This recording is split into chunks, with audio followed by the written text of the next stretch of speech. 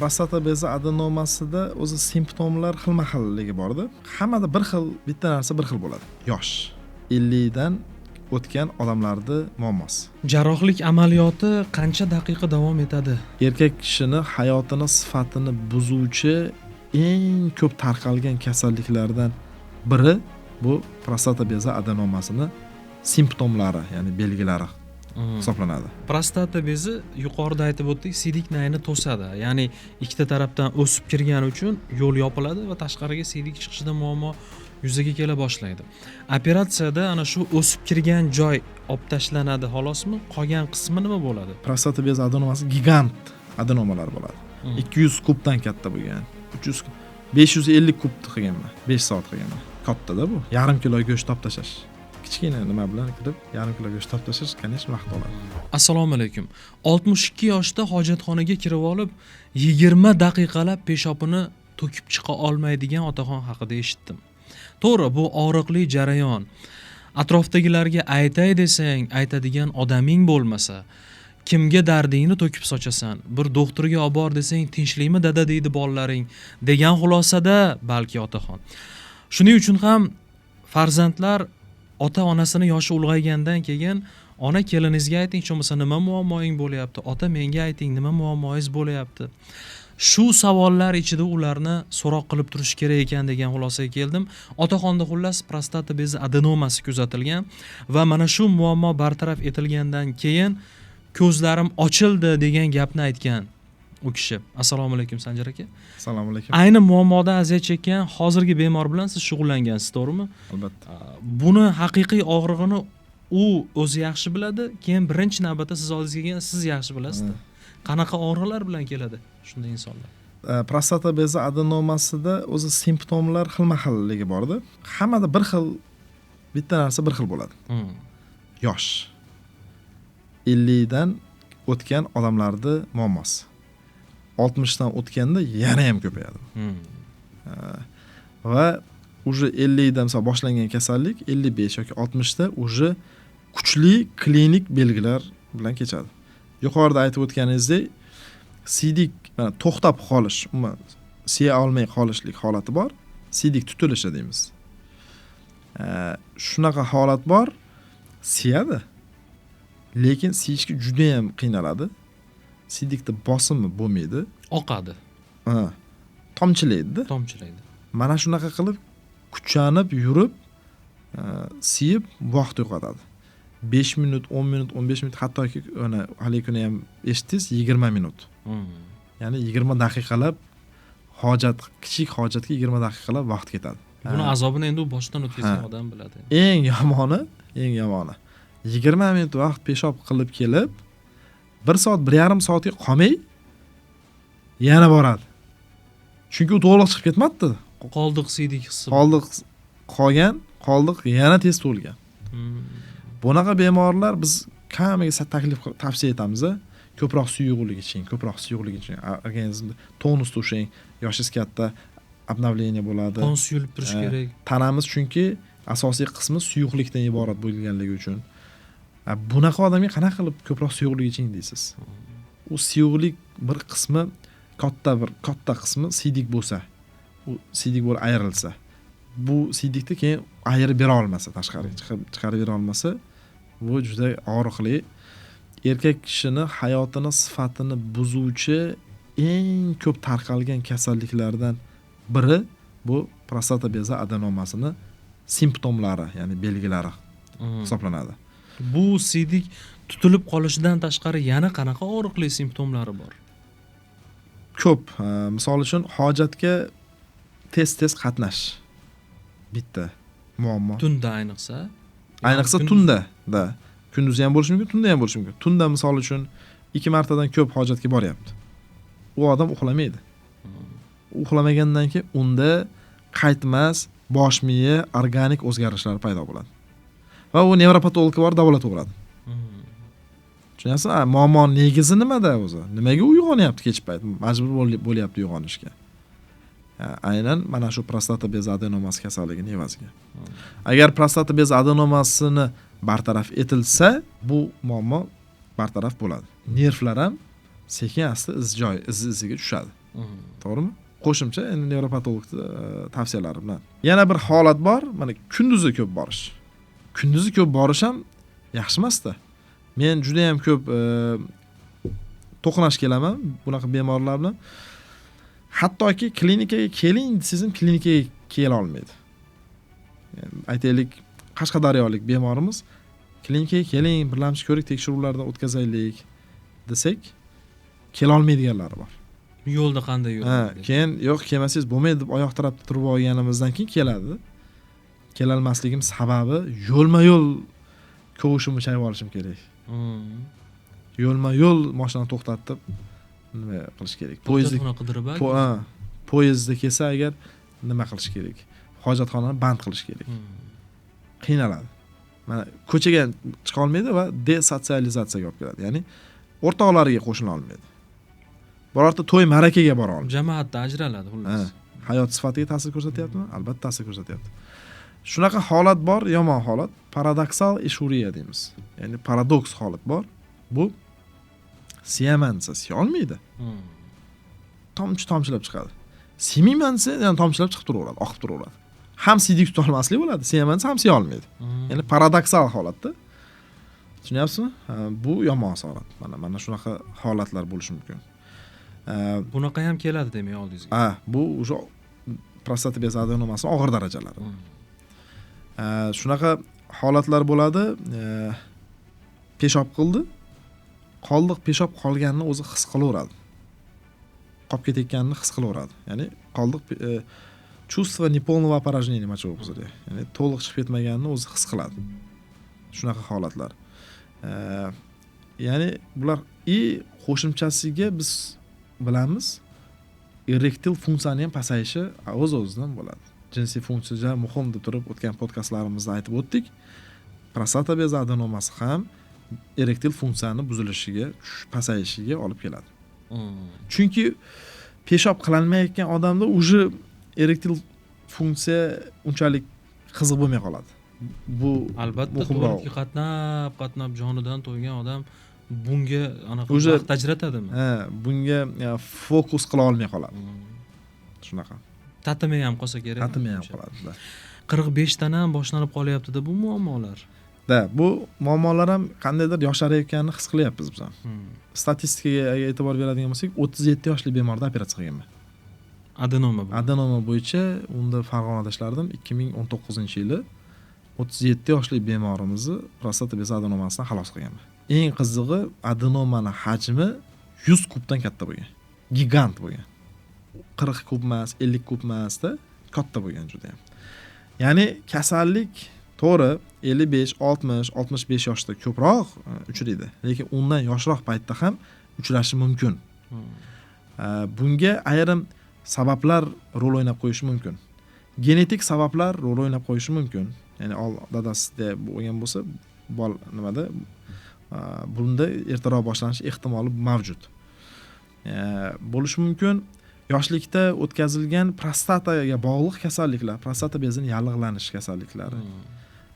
Va yoshlikda ko'proq aytamiz, haligi rejim bor, vaqtli rejimda ishlagan odamlar bo'ladi. 15 kun uyda, 15 kun safarda, komandirovочный. Uzoq vaqt jinsiy aloqa bo'lmaganining evaziga u yerda prostata bezida dimlanish holatlari bo'lib va kelajakda bu dimlanish, yallig'lanish kaskadini kuchaytirib olganligi uchun adenomatoz to'qimani keyinchalik o'sib rivojlanib ketish ehtimoli ham bo'lishi mumkin. Gormonal buzilishlar rol o'ynashi mumkin. Shuning uchun biz aytamizki, prostata bezi adenomasi kasalligi ham multifaktorial kasallik hisoblanadi. Sabablari ko'p, ko'plab sabablar rol o'ynab qo'yishi mumkin degan fikr beradi zamonaviy tibbiyot. O'shaning uchun ayniqsa mana Amerika Qo'shma Shtatlari, afroamerikanslar 5 yil erta harakat qilish kerak. Ularda tezroq rivojlanadi. Chem yevropaliklar va biz Osiyo mintaqasidagi odamlarga nisbatan ularda ertaroq, negerlarda, afroamerikanslarda ertaroq rivojlanishi mumkin. Rak prostata ham shunaqa. Ularda ko'proq uchrashi mumkin, ertaroq rivojlanishi mumkin. Shuning uchun ularda aytiladi 40 yoshdan tekshiruvlardan o'tib turish kerak, 1 yilda bir marta skrining. Bizni mintaqada 45 yoshdan boshlasa bo'ladi. Ya'ni oddiy tekshiruv, ultratovush tekshiruvi prostata bezini hamda PSA tekshiruvi va urolog ko'rigi shu asnoda urolog ko'rigi. Mana shu screening hisoblanadi. Ya'ni oldini olish. Bir yilda bir marta bu tekshiruvda muammo bo'lsa, bo'lmasa, bir yilda bir marta shu tekshiruvda erkak kishi qilish shart. Shundagina biz ertaga bo'lishi mumkin bo'lgan rak prostatani oldini olib qolamiz. Prostata bezi adenomasigacha ham o'z bosqichlari bo'ladi-yu, masalan, birdaniga pop etkizib adenomaga aylanib qolmaydi-yu, prostata bezidagi muammo. Shu muammolari boshlang'ich etaplarini nimada sezishi mumkin odam o'zida? Eng nimasi hech qanday belgilari bilan sezmasligi mumkin. Simptomsiz kechadi, belgisiz kechadi. Boshlang'ich davrlarda hech narsa bilmasligi mumkin. Shuning uchun ham demak, bir yilda bir marta tekshiruv bo'lsa, muammo bo'lsa, bo'lmasa tekshiruvdan o'tib turish kerak deyilgani shunda. Seza boshlagan paytda kasallik qaysi etapda bo'ladi? Seza boshlaganda ko'pincha уже operatsiya bosqichiga yetib kelgan bo'ladi. U paytda konservativ davo ko'p ham yordam bermaydi. Konservativ davo yordam beradi. Bor, zamonaviy konservativ terapiyalar bor. Faqat kamchiligi bor. Konservativ terapiyaning kamchiligi bor. Plusi bor, minusi bor. Operatsiyani ham xuddi shunaqa. Konservativ terapiyada biz dorini ichdik, tuzaldik bo'lmaydi. Uni doimiy ichib yurish kerak. Joyiga yetib borish kerak. Operatsiyaga yetib borgungacha u dorini ichib yurish kerak. Umrbod ichish kerak. O'zi bu yoshga kelib umrbod ichadigan dorilar ko'payib qoladi o'z odamda. Yurak bo'yicha qon suyultiruvchi dorilar ichadi, qon bosimini to'g'rilovchi dorilar ichadi, asab tinchlantiruvchi dorilarni doimiy regular ichib borishlik to'g'ri keladi. Qo'shimcha bo'lsa ham karbolor ko'tarib yuradiganlar borda. Qo'shimcha prostata bezi adenomasi bo'yicha ham 2-3 xil dorini doimiy ichib yurishga to'g'ri kelib qoladi. Bu bitta moment. Yana shunaqa dorilari bor, prostata bezi adenomasida qo'llaniladigan jinsiy funksiyani yo'qotadigan. Ereksiyani yo'qotadigan. Libidani yo'qotadigan. Xohishni yo'qotadigan. Ya'ni bu guruh dorilar 5 alfa dehidrotestosteron deydi. Bu eng to'g'ri bu gormon. Mana shu erkaklik gormoni. Testosteron emas, erkaklik gormoni. Hamma testosteron dedi. Haqiqiy gormon u progormon. Gormon oldi moddasi u. Haqiqiy gormon 5 alfa dehidrotestosteron hisoblanadi. Shuni bloklovchi dori beriladi.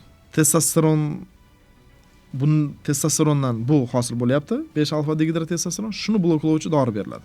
Bu bloklansa, bu nimaga javob berardi? Bu jinsiy xohishlarga javob berardi. Erkak qilib turadigan gormon mana shu edi. Nima bo'ladi erkak? Erkaklik funksiyalariga putur yetadi. Siz to'g'rilayman deb. Tushunyapsizmi? Shuning uchun bunaqa dorilar nimaga unda qo'llaniladi degan savol, o'rinli savol bo'lishi mumkin. Yoshi katta, operatsiya ko'tarish ehtimoli kam bo'lgan odamlar bo'ladi. Shu dorilardan foydalaniladi. O'z odamiga berish kerak edi hamma narsani. Jinsiy faoliyat u qadar ustuvor bo'lmagan. Xotini yo'q misol uchun, qarigan xotini yo'q. Shunaqa holatlarda misol uchun bersak bo'ladi. Operatsiya masalasi. Endi operatsiya deganda qo'rqinchli haqiqatan ham. Operatsiya so'zini o'zi har qanday odamni qo'rqmas, hadiksiz odamni ham bir o'ylantiradi. Bir cho'chitadi. Operatsiyani to'g'ri ko'rsatmalar bilan qilinsa, to'g'ri metodologiya, ya'ni zamonaviy shu endoskopik usullardan to'g'ri foydalangan holatda qilsa, bu albatta radikal yechim bo'ladi. Kasallikdan butunlay bitta jarayonda qutulib, qayta bu muammoga qaytmaslik ehtimoli odamda bo'ladi. Kamchiliklari bo'lishi mumkin, o'zi baribir operatsiya bo'lgandan keyin risk, narkoz, o'zgarish operatsiyani nimasi, reabilitatsiya jarayoni, operatsiyada bo'lib qolishi mumkin bo'lgan asorat, tajribasiz hollarda. Bu risk ham o'zgarishi bor, lekin zamonaviy tibbiyotning yechimi risk ko'p emasda. To'g'ri, oldin odamlar oldimga keladi, fobiyasi bor. Prostata bezi adenomasini operatsiya qilish kerak. Shart unga qilish. O'zi ham biladi buni. Buni 5 xil, 6 xil doktor gapirib bo'lgan unga. Qochib yuradi. Lekin qildirmaydi. Fobiyasi bor. Yaxshiroq nimaga qarasangiz, aytayapman-ku, genetik nimalari bor. Deyapman-ku buni. Dadasi operatsiya qildirgan bo'ladi, shu operatsiyadan o'lgan bo'ladi. Ha. O'tgan zamonda qilingan operatsiyalar, yorib qilingan, kesib qilingan, katta travmalar, reabilitatsiya jarayoni qiyin bo'lgan, reabilitatsiya jarayonida o'lib qolgan yoki operatsiya paytida qon ketib o'lib qolgan. Shlankada CD chiqarib qo'ygan. Keyin baribir operatsiyadan keyin shlankada qolib ketgan. Bunaqa yomon opit, tajriba bunaqa odamlarni sal qo'rqitadi.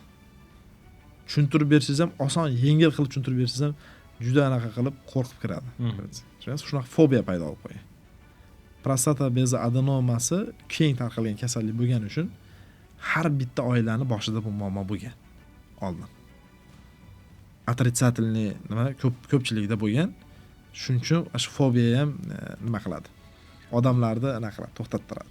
Prostata adenomasi borligi aniqlangan menda. Endi 15-20 yil davomida menda bu kasallik davom etib kelgan. Hojatga tez-tez chiqishlar bo'lardi. Kayfiyatim yomon edi. Davolandim, davolanish jarayonida hech bir foydasini sezmadim kasallikda. Joyiga tushmadi kasalligim. Sanjar aka Husanov androlog, urolog shifokor ekanlar. Men buni ijtimoiy tarmoqda kuzatdim. Bir qancha davolash uslublarini ham ko'rdim. Shifo topgan bemorlarni ham ko'rdim men. Ular ancha yaxshi bo'lgan ekan davolanib. Men ham shu klinikaga keldim. Kecha men operatsiyaga kirdim. Operatsiya davomida menda lazerli operatsiya tashkil qilindi. Lazerli operatsiyada hech qanaqa menga bir bezovtalik yo bir og'riqlar sezilmadi o'zimga. O'zimni yaxshi his qildim. Qo'li yengil shifokor ekanlar. Men bularni kasbkorlariga uzoq rivoj tilayman. Menda hozir operatsiyadan keyin ancha bir yengillik holati bo'ldi, og'riqlar kamaydi. Qovoq sohalarida og'riq bo'lardi. Anchagina yengil bo'ldim. Natija yaxshi mana. Xursandman bularni klinikalardan va jamoalardan ham xursandman. Hamma joyga borsak prostata bezingiz, adenomangiz kattarib ketibdi. Qo'pol qilib aytganda siyg'oq bo'lib qoladigan darajada.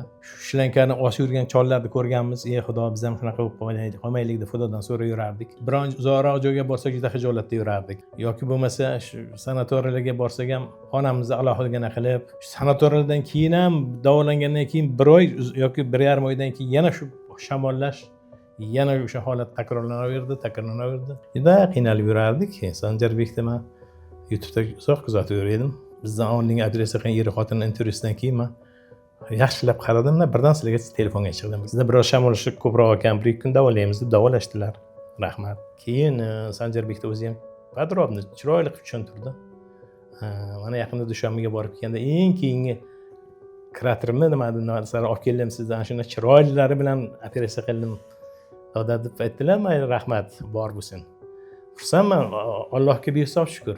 Men shu paytgacha yo'qotgan dori-darmonga, boshqasiga yo'qotgan pulimga mana shu ertachora mana shu yerga kelsam, men avvallardan sog'ayib ketgan bo'lar ekanman.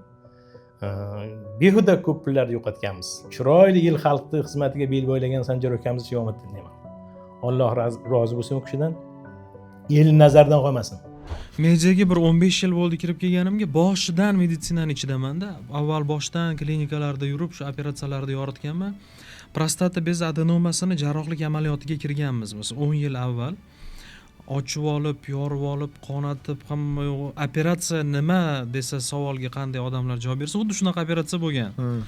Keyin oradan ma'lum yil o'tgandan keyin shu Andijon tibbiyot instituti klinikasida shunaqa usul qo'llanilyapti ekan, bitta vrach kelib qilyapti ekan, sidik naydan kirib turib tashqaridan oshchi joyini kesib chiqyapti ekan desa rosa shov-shuv qilganmizda shu vaziyatda. Endi menimcha hozir hamma hammadagi muammolarni shu usulda bartaraf qilyapsizlar. Da. Transuretral usul, endoskopik usul deydi. Jarohatlarsiz, kesmalarsiz, hech qanaqa tashqi tanani butunligi buzilmagan holatda kirib shu kanal orqali ingichka instrument bilan lazer yordamida energiyalar har xil. Lazer yordamida bo'lishi mumkin, tuli lazer yordamida bo'lishi mumkin, bipolyar energiya yordamida bo'lishi mumkin. Hammasi zamonaviy texnologik operatsiyalar hisoblanadi. va xavfsiz, безопасный operatsiyalar hisoblanadi. butun dunyo shunga o'tgan. Hmm. Butun dunyo shunga o'tgan. Qo'rqinchli joyi yo'q demoqchi. Yo'q. Ya'ni Yo'q, qo'rqinchli joyi yo'q buni. hozir operatsiya bo'ladi, kechga menimcha yaxshi bo'lib o'ziga endi narkoz boshqa narsalar inobat. O'zi teoretически ilojisi bor. Hmm. Lekin biz unaqa qilmaymiz. Babi narkoz. Uyga borganda nimadir bo'lib qolish, babi yomonni o'ylashimiz kerak. Klinikada bo'lgan holatda nimadir bo'lsa, momentalniy yordam ko'rsatish imkoni ancha baland. Bunaqa bemorlar yosh kattaroq bemorlarda, endi yosh bola emasda babi. Organizm ham o'zgarishi qaragan bemorlar hisoblanadi. Biz bir necha marta qilganmiz, operatsiya ertalabda qilib, kech payt javob berib yuborish usullarini ham bir necha marta qilganmiz. Bu tajriba sifatida qilingan. Hammasi muvaffaqiyatli nima bo'lgan. Lekin mировой ekspertlarning fikrini, nimalarini eshitgan holatda, ular tavsiyalariga amal qilgan holatda hech yo'g'i 1 kun, 2 kun nazoratda bo'lish kerak. Bu ham individual. Ya'ni bemorlarim bo'ladi, 1 kunda javob bera olish mumkin. Bemorlarim bo'ladi, 2 kun, 3 kunda javob berish mumkin. Hammaga individual yondashgan holat. Hozir prostata bezi Keyin bir xilga bemorlarda shu 1 kunda javob berib olsangiz xafa bo'ladi. Tez chiqarib yubordi, qaramadi, xafa bo'ladi. prostata bezi yuqorida aytib o'tdik, siydik nayni to'sadi. Ya'ni ikkita tarafdan o'sib kirgani uchun yo'l yopiladi va tashqariga siydik chiqishida muammo yuzaga kela boshlaydi. Operatsiyada ana shu o'sib kirgan joy olib tashlanadi xolosmi? Qolgan qismi nima bo'ladi? To'g'ri savol berildi. Men hayron qolganman, bir ikkita shifokorlar ham bilmas ekan. Operatsiyani mohiyatini. Prostata bezi adenomasi bu prostata bezini o'zining zonal anatomiyasi bor. O'rtasidan kanal bor, siydik kanali. Adenoma o'rta, ya'ni kanalda siydik chiqaruv kanalining atrofidagi to'qimadan o'sadi. O'sganligi uchun unday o'sganda ichkarini ham qisadi. Sentralniy zona o'sib borib turib, periferik, ya'ni yon zonalar qisiladi. Prostata bezini kapsulasiga qisiladi. Qisilib borilgani uchun periferik zona o'lib ketadi. Sentralniy zona egallab oladi. Va mana bu kapsula xirurgik kapsula bo'lib qoladi. Tayyor bo'lib. Ya'ni biz mana shu kapsulani qoldiramiz. Bu kapsula o'zi prostata to'qimasi u. Demak, ves prostata olib tashlanmaydi. Imminni mana shu kapsula qoladi, adenoma olib tashlanadi va katta voronka bo'lib yo'l ochiladi. Bu quvuqni davomi bo'lib qoladi, quboq qilib aytsak. Shunda keyin siyishda, siydik tutilishida bir infeksiyalar aralashuvi kuzatilmaydimi, nima bo'ladi? Bu narsalarda bo'lishi mumkin bo'lgan narsalar, lekin to'g'ri tayyorgarlik, to'g'ri usulda bajarishlik va operatsiyadan so'nggi reabilitatsion davrida maxsus preparatlardan foydalangan holatda bunaqa jarayonlar bo'lishini oldi olinadi. Lekin shunda ham bo'lishi mumkin, ma'lum oz miqdordagi protsentlarda bo'lishi mumkin. Agar shunaqa holat bo'lsa, unda individual o'sha yechimni ham qilinadi. Misol uchun aytaylik, jarohatimiz yangi, svejiy. Yani bo'ladi, mana jarohat bitish jarayonida teri ko'chadi-yu. Xuddi mana shu ko'chish jarayoni bo'ladi-da. Ko'chish bo'lganda bu chiqqan narsa tiqilishi mumkin yana. Siydik tiqilib qolishi mumkin haqiqatan ham. Agar shunaqa tiqilish bo'lsa, uni olib tashlanadi, u muammo emas. Yoki 1-2 marta yaxshilab napor bilan siyganda chiqib ketadigan narsa bo'ladi. Unaqa muammo tug'dirmaydi. Bu ham ayrim odamlarda bo'ladi. Ayniqsa aytib qo'yay, injiq odamlarda bo'ladi. Keyin doktorlarda bo'ladi. Doktorniki shunaqa bo'ladi. Keyin operatsiyadan keyin siydik tuta olmaslik masalasi bor.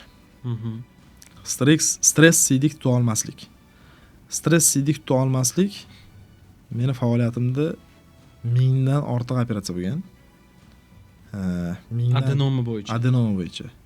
Juda katta tajriba degani. Shu yoshimda, meni yoshimda 1000 dan ortiq qilgan odam yo'q.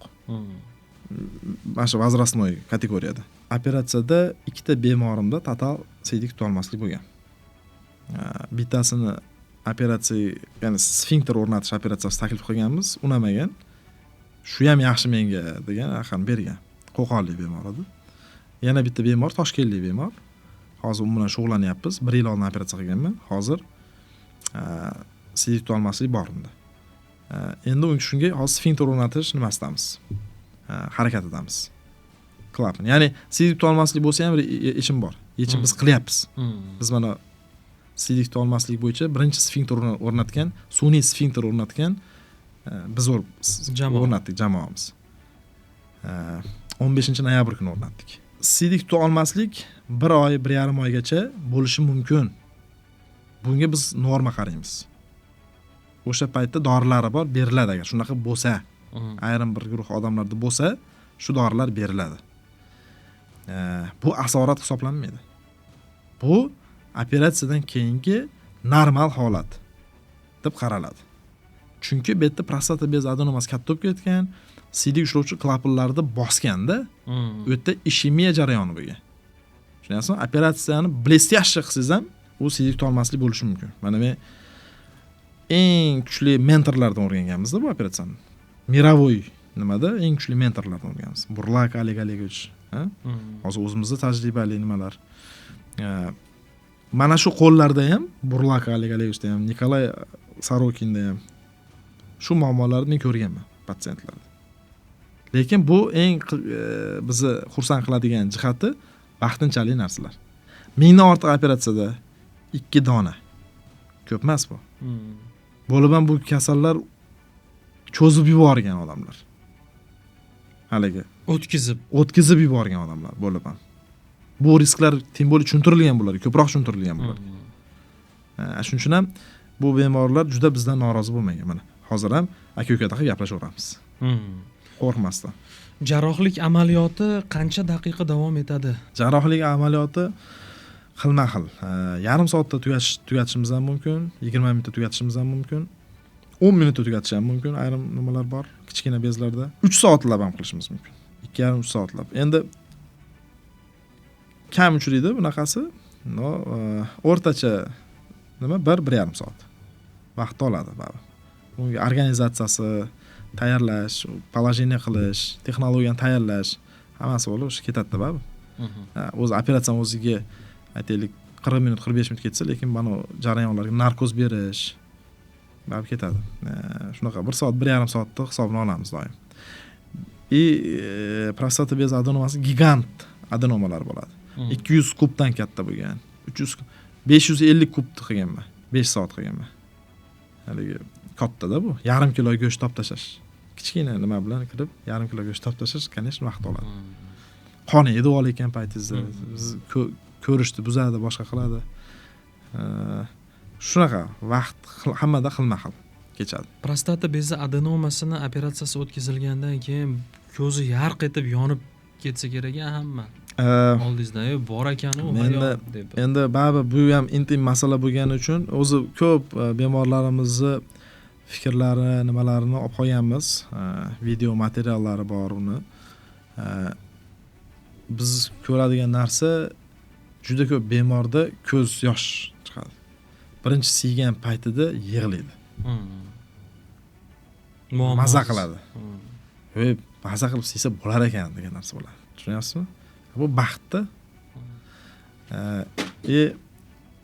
Shu yo'sinda aytaman, bu endi yoshi katta odamlarda kasal bo'lgani uchun, pensioner odamlar kasal bo'lganligi uchun, pensioner odamlarda qo'lida oshchi pul bo'lmaganligi uchun, doim ham doktorga hozir borsam pul to'layman, pulim ketib qoladi, yo'q pulim o'zi degan narsalar bilan ular nimani ortga surib yuraveradi.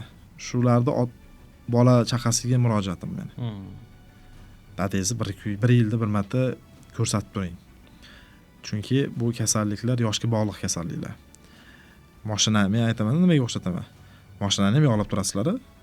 Yog'lamasa bo'lmaydi mashinani. Ota-ona-yu bir ko'rsatib turish kerak shunaqa. Mutaxassislarda ko'ra nazorat qilib turish kerak shu narsani. Bugun nazarimda prostata bezi adenomasidan aziyat chekayotganlar operatsiyadan qo'rqadigan davr emas, yuqorida gaplashganimizdek. Va eng asosiysi haqiqatda kasallikni yashirmasdan vaqtida murojaat qilish.